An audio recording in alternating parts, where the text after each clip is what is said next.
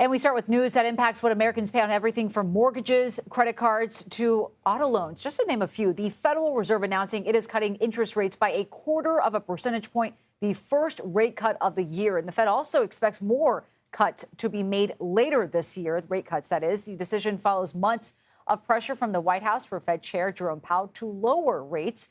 And Chair Powell spoke a short time ago about the Fed's highly anticipated decision. My colleagues and I remain squarely focused on achieving our dual mandate goals of maximum employment and stable prices for the benefit of the American people. While the unemployment rate remains low, it has edged up. Job gains have slowed and downside risks to employment have risen. At the same time, inflation has risen recently and remains somewhat elevated. In support of our goals and in light of the shift in the balance of risks, today the Federal Open Market Committee decided to lower our policy interest rate by 0.25 percentage point. We also decided to continue to reduce our securities holdings.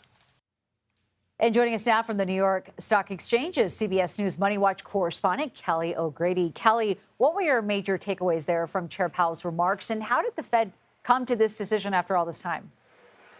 So what we heard from Chair Powell and what we expected, right, what we had been talking about earlier, Nancy, is that the Fed was going to look at all the information coming in when it came to inflation and the job market, and they were going to say, OK, we need to focus on the job market more. Sure, prices are going up a little bit, but they're not in the runaway train scenario that a lot of economists had predicted with tariffs. So let's focus on the weakness that we see in the job market. And that is exactly what we've been hearing, what we saw in the press release.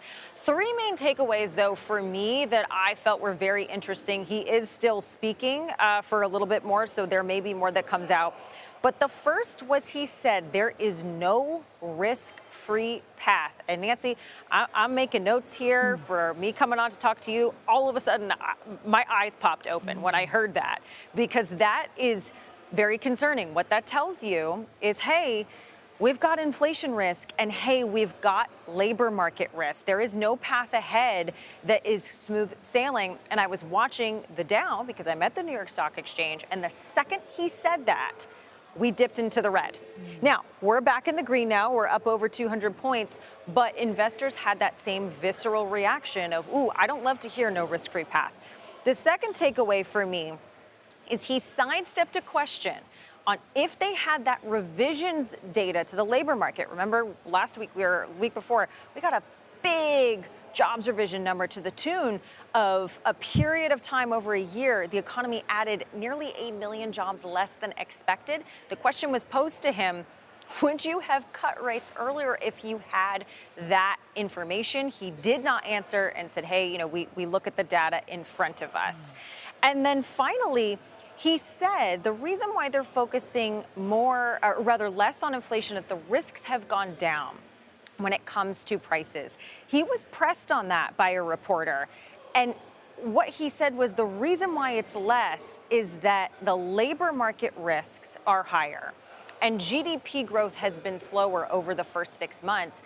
And my takeaway, Nancy, when I heard that was, well, it doesn't sound like inflation is less risky. It's just that there are other things that are more risky. And it gets back to that point of a no risk path. Now, I don't want to sound alarmist. We are not in a recession by any means. You have inflation that has not run away. But we are hearing a little bit more concern in Chair Powell's tone today.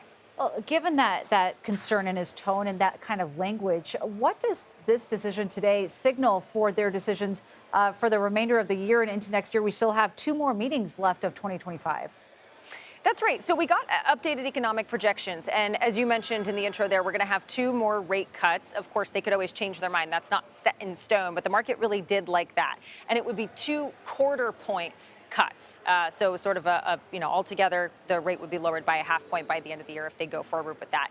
They still had unemployment rising to 4.5% and inflation rising just a little bit to 3%. But what it tells you is through the end of the year, you're going to get 2 rate cuts. But what I did think was interesting is 2026, for the entirety of the year, they are only predicting 1. So it sounds like, okay, we're going to cut, we're going to try and get the labor market under control. And then we're going to have another wait and see come 2026. So, Kelly, just even in looking at what happened today with 0.25 percentage point, what kind of impact is that expected to have on Americans starting now?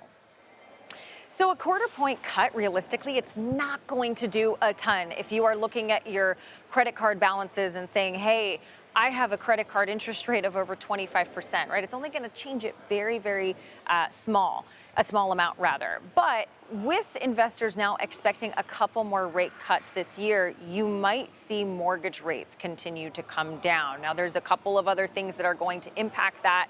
We'll get more inflation data, and as that rises, mortgage rates also continue to rise. But those are the things to keep your eye on. If you're a small business owner, this is the time when you are starting to see rates come down that you go to your loan officer. So those are the things that average Americans will see in terms of the impact here. Kelly O'Grady on a very busy day. Always appreciate your insight on all of this. Thank you very much. And let's bring in CBS News White House reporter Olivia Rinaldi, who joins us from Windsor Castle. That's where President Trump has been on a state visit there with King Charles. Olivia, very good to have you on here with us. The president, of course, finally got that interest rate cut he has been calling for. How significant is this decision for him and for the administration after all this time? Well, Nancy, now 9 months into his administration, he's getting what he wanted back in January, which is a rate cut from the Federal Reserve. President Trump gave Jerome Powell, the chairman of the Fed, a nickname called Too Late, arguing that for the last several months he should have been cutting at the several past FOMC meetings, but he hadn't. They were waiting for that more robust data that you just heard Kelly talk about there that really gave them a picture of what the economy looks like with kind of this inflation that's ticking up a little bit and stagnant job market. And so because of that, the Fed ultimately cut rates. So it's welcome news from this White House. The president said that he, in previous times where he spoke with the press, talked about how he wanted to see that rate cut happen. So this is certainly welcome news from this White House.